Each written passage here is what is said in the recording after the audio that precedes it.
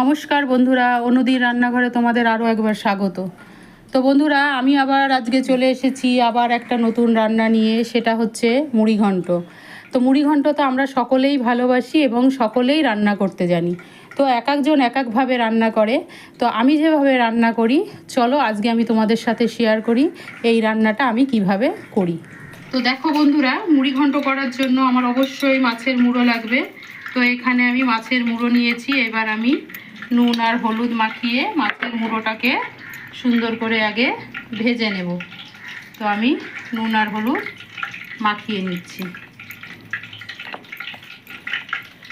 তারপরে মাছটাকে আমি ভেজে নেব। তো বন্ধুরা দেখো, আমি কড়াইতে অলরেডি তেল বসিয়ে দিয়েছি। এবার মাছের মুড়োগুলোকে আমি এক এক করে ভেজে নিচ্ছি। এবার মাছের মুড়োগুলোকে আমি ভেজে নেব। তো বন্ধুরা দেখো, আমি মাছের মুড়োগুলোকে খুব সুন্দর করে কড়া করে ভেজে নিয়েছি। এবার আমি এই তেলের মধ্যে কিছু ডুমো আলু করে রেখেছি, সেটা ভেজে নিচ্ছি। আলুটাকে আমি লাল লাল করে ভেজে নেব।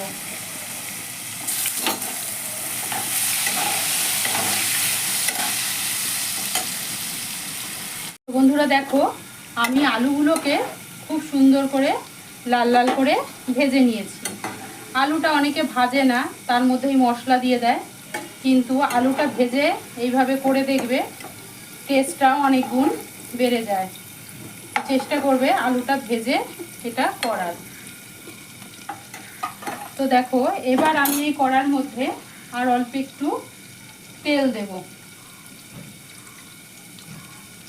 এবার আমি কিছু ফোড়ন দিচ্ছি। সেটা হচ্ছে তেজপাতা, শুকনো লঙ্কা আর হচ্ছে গোটা জিরে, আর দেব একদম স্লাইট একটুখানি পাঁচফোড়ন, একদম 1 পিঞ্চ। এটা দিলে পরে গন্ধটা খুব সুন্দর হয়।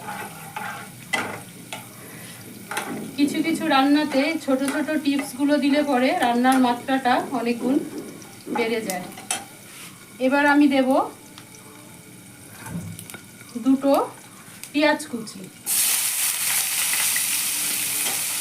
পেঁয়াজটাকে আমি এবার একটু লাল লাল করে ভেজে নেব। বন্ধুরা দেখো, আমার পেঁয়াজটা ভাজা হয়ে গেছে। এবার আমি দেব একটু রসুন। তো বন্ধুরা দেখো, আমার পেঁয়াজটা ভাজা হয়ে গেছে, রসুনটাও ভাজা হয়ে গেছে। এবার আমি এটার মধ্যে দিচ্ছি একটু আদা বাটা।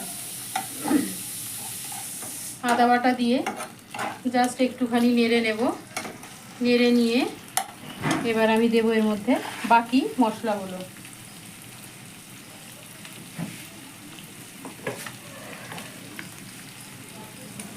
এবার আমি দেব এটার মধ্যে স্লাইট একটুখানি জল। তারপরে দেব আমি জিরে বাটা। এবার দেব লঙ্কার গুঁড়ো। তারপরে দেব হলুদ দিয়ে এবার আমি মশলাটাকে সুন্দর করে কষে নেব। 1-2 মিনিট একটু মশলাটাকে কষে নিতে হবে। তো বন্ধুরা দেখো, আমার মশলাটা কষা হয়ে গেছে। এবার আমি 300 গ্রাম মতো গোবিন্দভোগ চাল ভালো করে ধুয়ে ভিজিয়ে রেখেছিলাম। এখন এই চালটাকে আমি এটার মধ্যে দিয়ে দিলাম।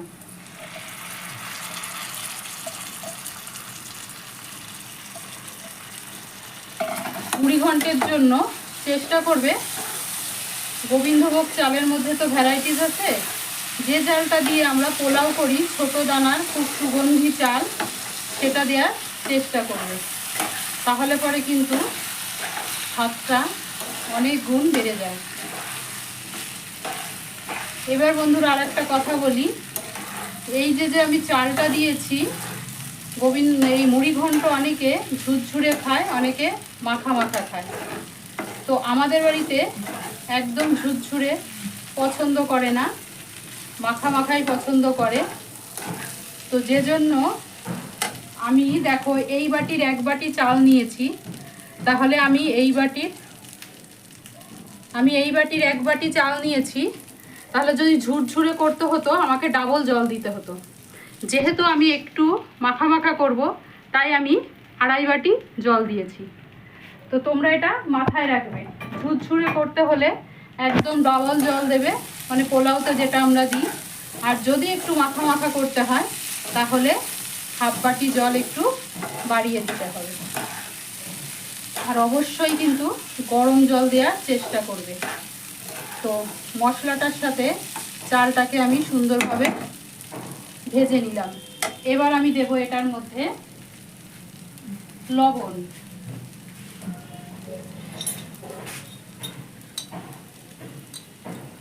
স্বাদ অনুসারে আমি এখন লবণটা দিয়ে দিলাম।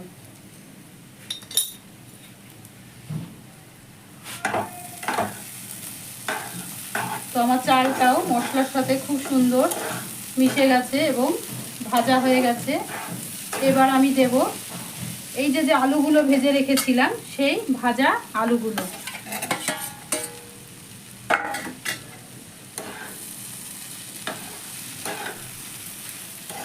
আলুগুলো দেয়া হয়ে গেলে এবার দেব আমি এই যে মুড়োগুলোকে আমি দিয়ে দিলাম।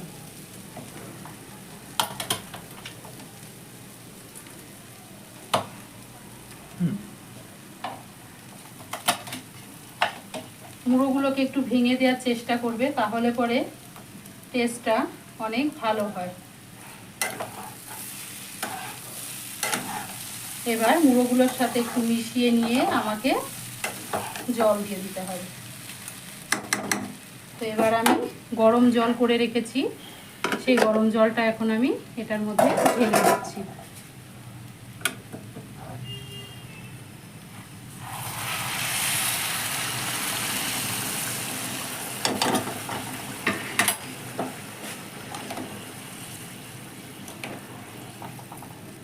এবার গ্যাসটাকে মিডিয়ামে রাখবো, রেখে আমি এবার ঢাকা চাপা দিয়ে 5-7 মিনিট একটু হতে দেব।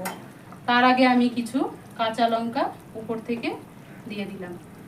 এবার আমি ঢাকা চাপা দিয়ে 5-7 মিনিট একটু হতে দেব। তো বন্ধুরা, আমার মুড়ি ঘন্ট একদম রেডি।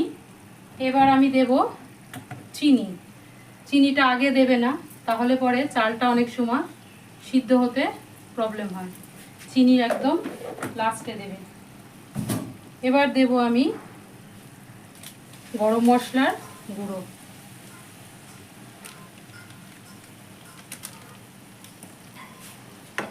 তারপরে দেব আমি একটু ঘি।